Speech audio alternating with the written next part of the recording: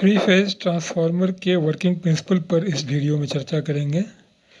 Video को enjoy कीजिए, like कीजिए, कमेंट कीजिए और सब्सक्राइब कीजिए।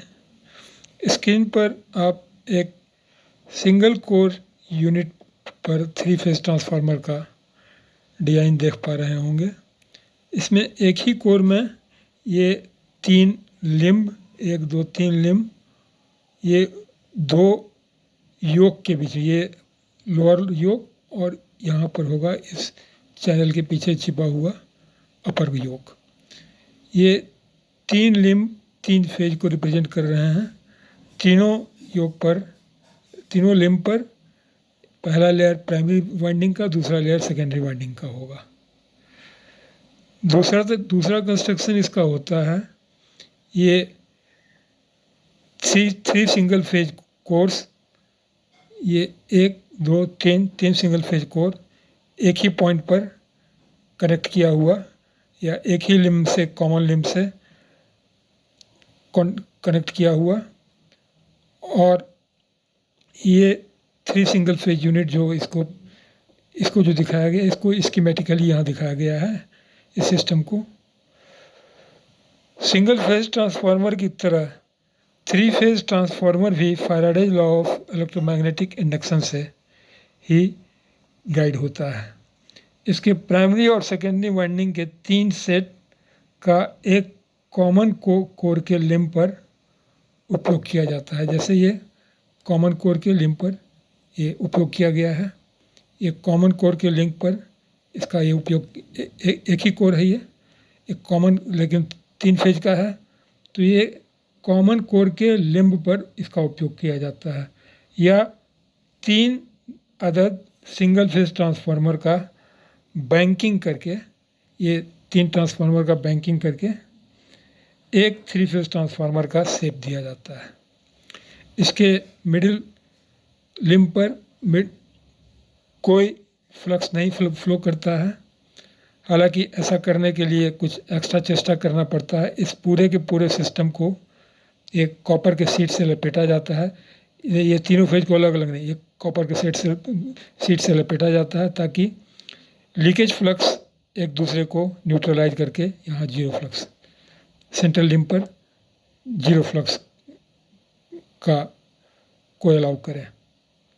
तो ये three single phase unit in contact with each other, इसमें दिखाया गया सेंट्रल लिम्ब को हटा दिया गया और यहाँ दिखाया गया है usual construction with three limb in same plane, एक ही प्लेन में तीन लिम्ब है।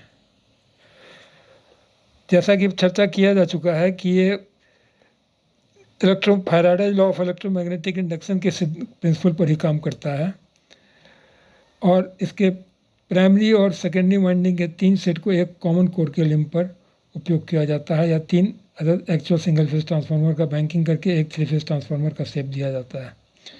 यह कोर प्राइमरी वाइंडिंग से इलेक्ट्रिकल एनर्जी को मैग्नेटिकली सेकेंडरी वाइंडिंग में ट्रांसफ़र करता है। यानी ये इस पर पहले प्राइमरी वाइंडिंग का लेयर है, फिर ऊपर से सेकेंडरी वाइंडिंग का लेयर है। तो प्राइमरी वाइंडिंग में जो थ्री फेज सप्लाई दिया जाता है, तो वो ये प्राइमरी वाइंडिंग में फ्लक्स क्रिएट करता है।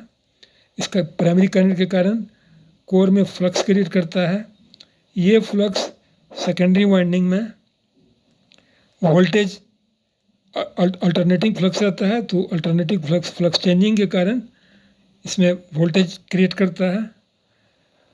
और यह कोर प्राइमरी वाइंडिंग से इलेक्ट्रिकल एनर्जी को मैग्नेटिकली सेकेंडरी वाइंडिंग में ट्रांसफ़र कर दिया जाता है। जब three phase alternating current source को प्राइमरी से जोड़ा जाता है, जैसे यहाँ देखा जाए, इसमें ये अल्टरनेटिंग करंट को ये प्राइमरी से जोड़ा गया है, तो क्या होता है, तो यह कोर में अल्टरनेटिंग मैग्नेटिक फ्लक्स, इस कोर में अल्टरनेटिंग मैग्नेटिक फ्लक्स क्रिएट करता है और यह फ्लक्स सेकेंडरी वाइंडिंग में वोल्टेज इंड्यूस कर देता है। प्राइमरी और सेकेंडरी में टर्न रेशियो से यह तय होता है कि यह स्टेप अप ट्रांसफार्मर है या स्टेप डाउन ट्रांसफार्मर है। अब टर्न रेशियो भी कैसे तय होगा? फेज वोल्टेज के आधार पर।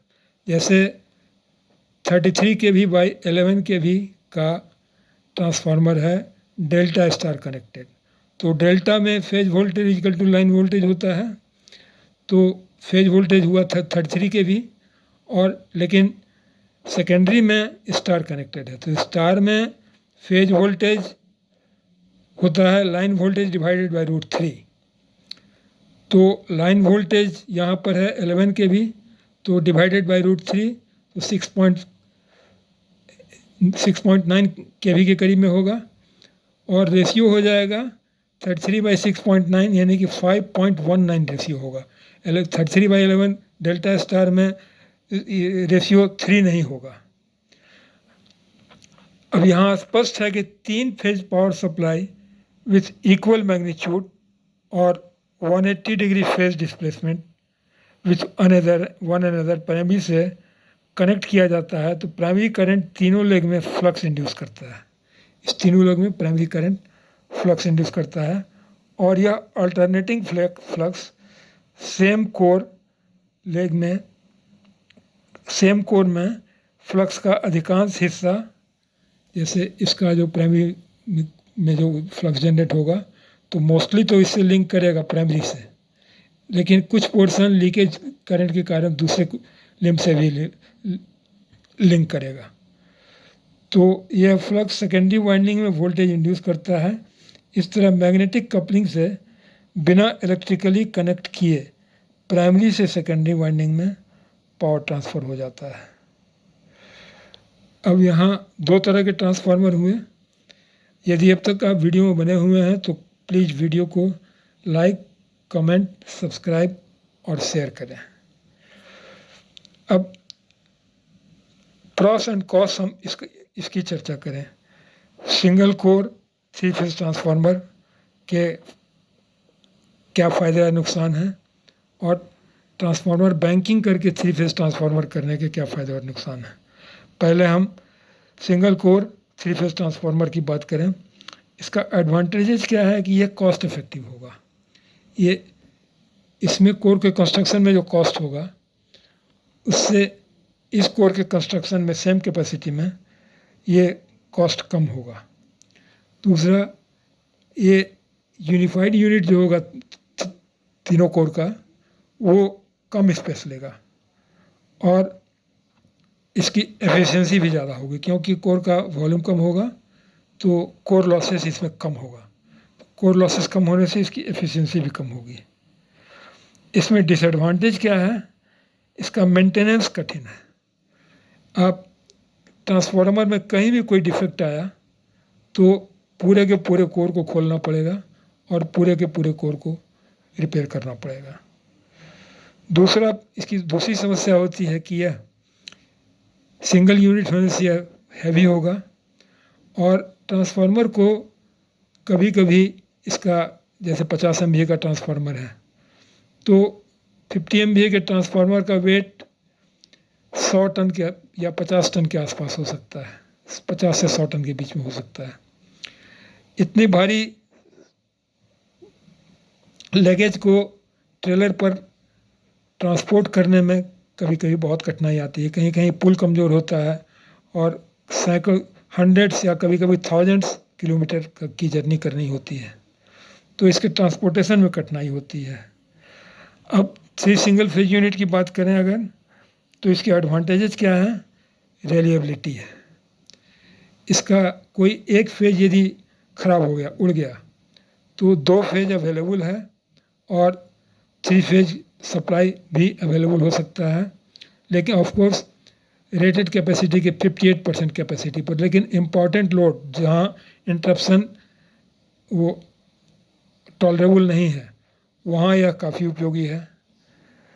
दूसरा, ग्रिड में भी यदि कोई एक सिस्टम, एक फेज यदि ख़राब हो गया तो उसको आउट करके बाकी 2 फेजों से अर्जेंट इमरजेंसी लोड को चला सकते हैं। तो रिलायबिलिटी हुआ, और इसमें फ्लेक्सिबिलिटी है। फ्लेक्सिबिलिटी क्या है कि आसानी से इसको हम स्टार मोड में या डेल्टा मोड में कनेक्ट कर ले सकते हैं, या किसी भी वेक्टर ग्रुप में इसको हम कॉन्फ़िगर करके चेंज कर सकते हैं। मेंटेनेंस ईजी है, किसी एक फेज में ही कोई फॉल्ट होगा तो पूरे के पूरे ट्रांसफार्मर को खोलने की ज़रूरत नहीं होगी, एक फेज को ही हटा करके हम अपना काम, मेंटेनेंस का काम कर ले सकते हैं। अगला अगला फ़ायदा है कि ये इनका अंडरस्टैंडिंग इसका ईजी होता है। ये सामना सामनी देखने से ही पता चल जाएगा कि इसमें कहाँ फॉल्ट है, किस में फॉल्ट नहीं है। डिसएडवांटेज क्या है कि ये कॉस्टली होंगे, इसमें कोर मटेरियल ज़्यादा लगेगा इस कंस्ट्रक्शन के कंपैरिजन में, तो इसका कॉस्ट ज़्यादा हो जाएगा। दूसरा डिसएडवांटेज है कि यह ज़्यादा से ज़्यादा इस ट्रांसफार्मर के कंपैरिजन में स्पेस का रिक्वायरमेंट होगा। अगर अब तक आप इस वीडियो में बने हुए हैं तो वीडियो को लाइक करें, कमेंट करें और सब्सक्राइब करें। इस वीडियो में इतना ही। Thank you. Stay safe, happy learning.